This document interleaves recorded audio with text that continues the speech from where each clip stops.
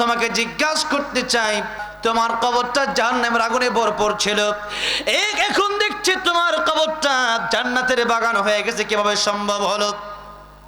লোকটা ডেকে বলছেন, পয়গম্বর ঈসা রূহুল্লাহ, ছোট্ট সন্তান রেখে পৃথিবী থেকে আমি এসেছিলাম, আজকে তার মা তাকে মাদ্রাসায় ভর্তি করে দিয়েছে।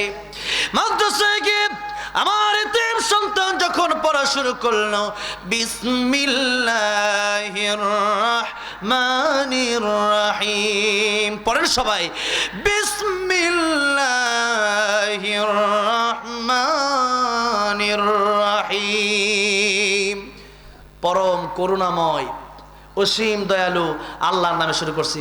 যখন সে করুণাময় পড়েছে, দয়ালু পড়েছে, আল্লাহ বলছে, ও ফেরেশতারা, আমার বান্দার সন্তান দুনিয়াতে আমাকে রহমান বলে ডাক দেয়, রহিম বলে ডাক দেয়, এই সন্তানের বাবার কবরে আযাব হতে পারে না। আল্লাহু আকবার।